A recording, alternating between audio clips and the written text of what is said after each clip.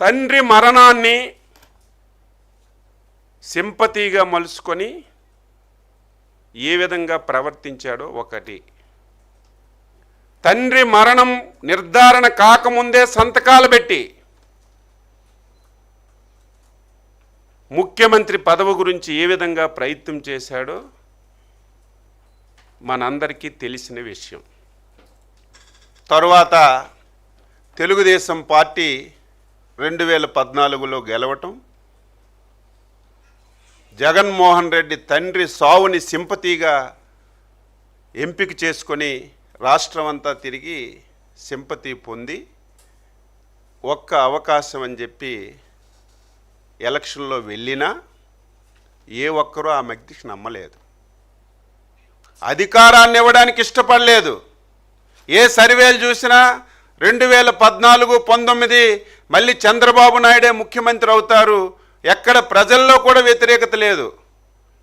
అటువంటి పరిస్థితిలో ముఖ్యమంత్రి పదవి గురించి బాబాయి వైఎస్ వివేకానంద రెడ్డిని అడ్డంగా గొడ్డలతో నరికిన విషయం నేను చెప్పడం కాదు, చిన్న పిల్లవాడికి లేపిన, పడుకున్నవాడికి లేపిన ప్రతి ఒక్కరూ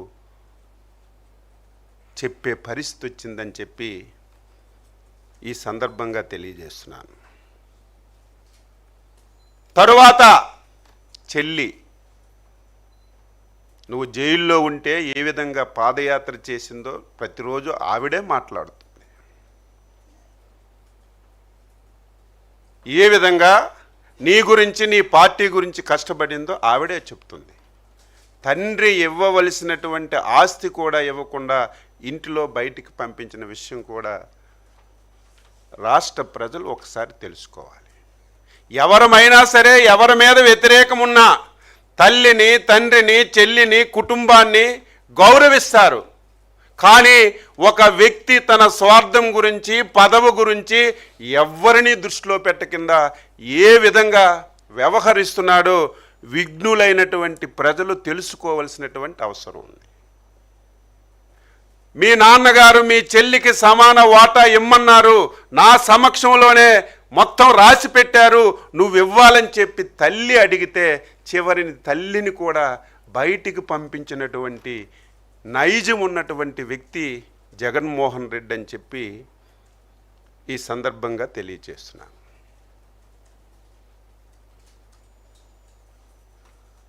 నీ మీద ఇన్ని అబండాలు వస్తే ఒక్క రోజైనా నువ్వు మాట్లాడావా? ఒక్కదానికైనా ఆన్సర్ చేసావా? నేను ఎందుకు ఇవన్నీ చెప్తున్నానంటే, మొన్నటి వరకు బొత్స సత్యబాబు గారు చెప్పినా, లేకపోతే XY మాట్లాడినా, మాకు అనుమానాలున్నా మేము ఎప్పుడూ అనుకోలేదు. కానీ ఈ పరిణామాలన్నీ చూస్తే ఆ రోజు రాజశేఖర రెడ్డి యొక్క మరణానికి కూడా నీ బాధ్యత ఉందని ఆ రోజు ఏదైతే బొత్స గారు చెప్పారో అది కూడా ఈరోజు నాకు అనుమానం వస్తుందని చెప్పి తెలియజేస్తున్నాను. ఒక సైకోకి పదవి వేగం వస్తే ఏ విధంగా ప్రవర్తిస్తాడో ది బెస్ట్ ఎగ్జాంపుల్. ఆయనకు కావలసింది పదవే. రాష్ట్రం ఎలాగున్నా పర్వాలేదు, ప్రజలు ఎలాగున్నా పర్వాలేదు, కుటుంబం విడిపోయినా పర్వాలేదు, ఆత్మీయులకి అంతమంచినా పర్వాలేదు, కావలసింది పదవి, పదవి, పదవి తప్ప ఇంకొకటి లేదు అని చెప్పి తెలియజేస్తున్నాను.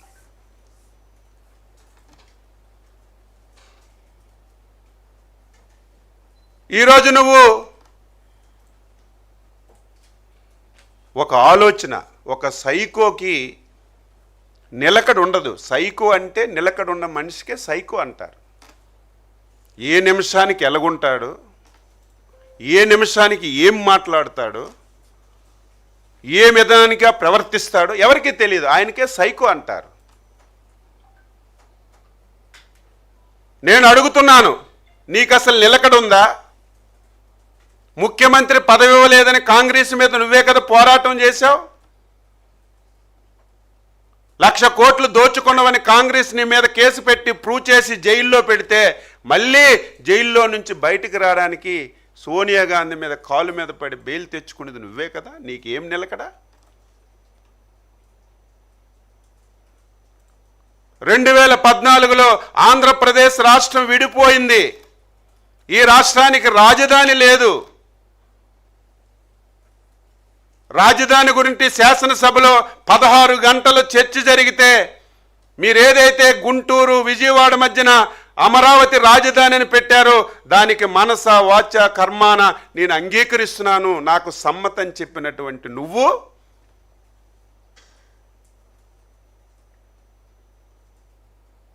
రెండు 2019 ఎలక్షన్లలో చంద్రబాబు నాయుడు గారే ఇల్లు కట్టుకోలేదు, నేను ఇల్లు కూడా కట్టుకున్నాను, నాకున్నటువంటి క్రెడిబిలిటీ చంద్రబాబు నాయుడు గారికి లేదు, ఇదే రాజధాని అమరావతి రాజధాని అని చెప్పినటువంటి నువ్వు